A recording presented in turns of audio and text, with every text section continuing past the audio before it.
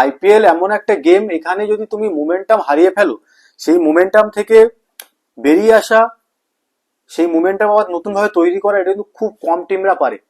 মুম্বাই ইন্ডিয়ান্সের যদি আমি দেখি, মুম্বাই ইন্ডিয়ান্সের কিন্তু প্রথম 5টা ম্যাচের মধ্যে একটা ম্যাচ জিতেছিল, আর লাস্ট 6টা ম্যাচের মধ্যে 6টাই জিত, টোটাল গিয়ে দাঁড়ালো 14 পয়েন্ট। দিল্লি প্রথম 4টে ম্যাচ খুব ভালো খেললো, তারপরে মোমেন্টাম হারিয়ে ফেললো।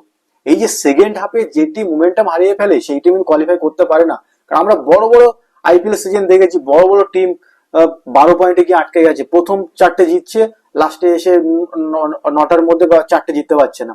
দিল্লি কতবার করেছে, ব্যাঙ্গালোর কতবার হয়েছে, পাঞ্জাবের সাথে প্রায় হয় এটা। এইভাবে হলে হবে না। আইপিএল পুরো তোমার টুর্নামেন্টটা ভালো খেলতে হবে, তবেই কি কিন্তু হবে। সবসময় ব্যাঙ্গালোর যে 10 থেকে 4 গিয়ে কোয়ালিফাই করেছিল এক বছর, ওইটা সবসময় হয় না। ওটা ওই 100 বারের মধ্যে 1-2 বার হয়, সবসময় হয় না। ওরকম টিমও দরকার, ওরকম ইন্টেন্টও দরকার, ওরকম খেলাও দরকার।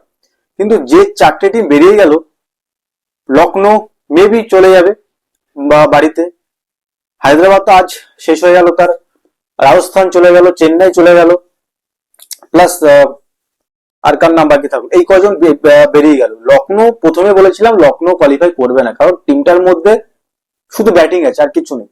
বোলিং এ কে, এই আবেশ খান, এই মায়াঙ্ক যাদব, এই প্রিন্স, এই দিগ্বেশ রাঠি ভালো বল করেছে বলে কিছু দূর গেছে, নিকোলাস পুরান কিছু ম্যাচ খেলেছে, মার্কারাম প্লাস আমাদের মিচেল মার্স খেলেছে বলে। ক্যাপ্টেনশিপে কোনো ভূমিকা নেই, ক্যাপ্টেনশিপ বেকআপ, ফালতু ক্যাপ্টেনশিপ করে, প্লাস তার নিজের ব্যাটিং এ কোনো কনফিডেন্ট নেই। লখনৌর কথা ছাড়লাম, তারপরে এলো হায়দ্রাবাদ টিমটাও সেম। হায়দ্রাবাদ যখন নিলাম হয়েছিল, সবাই বলেছিল হায়দ্রাবাদে কিন্তু ভালো টিম, মানে টিমটার মধ্যে পোটেনশিয়াল আছে, কিন্তু টিমটা পারফরমেন্স সেই করলো না সেইভাবে। 300 করতে করতে 150তে লাস্টে নেমে এলো, এরকম হয়ে দাঁড়িয়েছে এখন। 300 দূরের কথা, 150 করতে পারে না ভালো করে। টিমটার মধ্যে দুটো প্রবলেম আমি বলবো, সেটা হলো মিডিল অর্ডারে যে প্লেয়ার সব টিমের থাকে, একটা যে গেমটাকে নিয়ে যাবে, সব টিমে বিরাট কোহলি আছে, KL রাহুল, আঙ্গিরিশ রঘুবংশী, এই ধরনের প্লেয়ার যে একটু ধরে খেলবে, তিলক বর্মা, এই ধরনের প্লেয়ার টিমটার মধ্যে এটা মিসিং আছে হায়দ্রাবাদে। প্লাস স্পিনার, লেগ স্পিন টি-20 ক্রিকেটে অবশ্যই দরকার। যত টিম কাপ পেয়েছে, যত ভালো ভালো টিম কাপ পেয়েছে, কিন্তু লেগ স্পিন বা অবশ্যই ভালো একটা স্পিনার দরকার। ক্যাশওয়াল ভালো খেলে দেবে, সঞ্জু স্যামসন মোটামুটি খেলে, আইপিএল একটা দুটো ম্যাচ ভালো খেলে, রিয়ান পারাগ একটা ম্যাচ ভালো খেলো, নাহলে তো কোনো ম্যাচ পারফরমেন্সই নেই, কোনো ম্যাচ উইনিং পারফরমেন্স নেই। নীতিশ রানা অন অফ একটা দুটো ম্যাচ, হেডমায়ার ফিনিশ করতে পারছে না 6 বলে 9, ধ্রুব জুরেল 6 বলে 9 ফিনিশ করতে পারছে না। ফিনিশারও ভালো না, টপ অর্ডার তবুও ভালো মোটামুটি, মিডল অর্ডার তো আরো বেকার।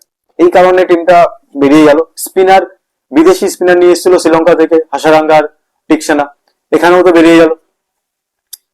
আর এই একটা কারণ গেল। আরেকটা টিম, সেটা হলো সব থেকে বড় টিম, সেটা হলো আমাদের Chennai super kings. Chennai super kings এর নিলামে তারা যে টিমটা চেয়েছিল, যে প্লেয়ারটা চেয়েছিল, সব প্লেয়ারই সে পেয়েছে। হুডাকে চেয়েছে পেয়েছে, রাহুল ত্রিপাঠীকে চেয়েছিল পেয়েছে, শুধু একটাই প্লেয়ার পায়নি, দীপক চাহার। বাকি যা চেয়েছিল টিমটা সেই প্লেয়ার গুলোই পেয়েছে, তবু টিমটার এই অবস্থা। কেন অবস্থা? টি-20 ক্রিকেট পাল্টে গেছে, এটা মানতে হবে। টি-20 ক্রিকেটে 170 রানে জিতবে এরকম নেই, কখনো তুমি 150 রানে জিততে পারো, কখনো 200 প্লাস করতে হবে, কখনো বোলিং ভালো করতে হবে, কখনো মিডিল অর্ডার বেটার খেলতে হবে। চেন্নাই এই ধরনের টিম এখনকার টি-20 টিমের সাথে মিল খায় না, এই জন্য আজ বেরিয়ে গেল। এই জন্য যাদেরকে 4-এ খেলাতে হচ্ছে, এই জন্য শ্যাম কারণকে 3-এ খেলাতে হচ্ছে, এগুলো আগে ভাবা ছিল। নিলামটা ওইভাবেই বাজে গেছে তাদের। Deepak Hooda, Rahul Tripathi plus Devon Conway, Rachin Ravindra, একই type of batsman, plus Shivam দুবের এবছর ব্যাটিং বেশি ভালো হলো না। আর সব থেকে বড় কথা, ওপেনিং বোলার ভালো একটা নেই, কারণ Pathirana death bowler, plus Khalil Ahmed একা ওপেনিং এ বল করতে পারবে না, একটা ভালো বোলার দরকার যে ওপেনিং এ ভালো বল করবে খালিল আহমেদের সাথে, প্লাস যে ইন্টেন দিকে ভালো খেলবে। এই ব্রেভিস এসছে, সামকারান এখন ভালো খেলছে, জাদেজা ভালো খেলছে, এই ধরনের ইন্টেন রাখা দরকার টি-20। প্লে অফস এর রেস তো এখনো চলছে। কাল সব থেকে বড় ম্যাচ, গুজরাট ভার্সেস মুম্বাই। যে সে টপ, আর যে হারবে সে কিন্তু একটু পিছিয়ে থেকে যাবে, কারণ কলকাতা, পাঞ্জাব, দিল্লি উঠছে, কিন্তু এরা মেবি কোয়ালিফাই, এদের মধ্যে একজন কোয়ালিফাই করতে পারে। আইপিএলে কিছু বলার নেই। 14টা ম্যাচ যতক্ষণ না হবে, এবছর যা দেখছি, 14টা ম্যাচ যতক্ষণ না হবে ততক্ষণ তুমি কোয়ালিফাই নয়। এই আইপিএল এর ক্ষেত্রে, এবছর আইপিএল এর ক্ষেত্রে এই সপ্তাহে ভীষণ ভাইটাল, যেখানে ভালো ভালো ম্যাচ আছে। এই ভালো ভালো ম্যাচের থেকেই বোঝা যাবে কে কোয়ালিফাই করবে। আমি দিল্লি যদি শিডিউল দেখি, দিল্লির শিডিউল গুজরাটের সাথে আছে, পাঞ্জাবের সাথে আছে, মুম্বাইয়ের সাথে আছে। মুম্বাই শিডিউল আছে পাঞ্জাবের সাথে, দিল্লির সাথে, গুজরাটের সাথে। মানে কম্পিটিশন প্রচুর। আশা করবো যে দিল্লি পাঞ্জাব কোয়ালিফাই করুক, কারণ তারা আইপিএল এ খুব একটা সফল হয়নি। আশা করা যায় দিল্লি আর পাঞ্জাবের মধ্যে দুজন তো কোয়ালিফাই করতে পারবে না, আই থিঙ্ক একজনই করবে, কিন্তু আশা করবো দুজন করুক। গুজরাট ভালো খেলছে, গুজরাটকে কিন্তু মুম্বাই হারাতে পারবে না এত সহজে। আর মুম্বাই ভালো খেলছে, মুম্বাই কিন্তু গুজরাটকে এত সহজে হারাতে হারাতে পারবে না। তার জন্য স্ট্র্যাটেজি লাগবে। আশিস নেহরা তো আছেই গুজরাটে, প্লাস এখানে মুম্বাইয়ের batting, bowling, finisher, middle order, opener, death বলার, স্পিনার সবই ভালো। সেখানে গুজরাট একটা ক্লাসিক ব্যাটসম্যান দুটো তিনটে আছে, বাটলার খেলছে, টপ থ্রি তো পড়েই না কেউ রান করে দেয়।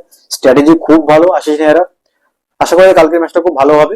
আর এই সপ্তাহটা তো অবশ্যই দেখতে হবে। আর এই সপ্তাহে ভালো ভালো ভিডিও আসবে। তো আমার ভিডিও যদি আপনার ভালো লেগে থাকে, প্লিজ চ্যানেলটাকে ফলো করে দেবে আর লাইক এন্ড শেয়ার করতে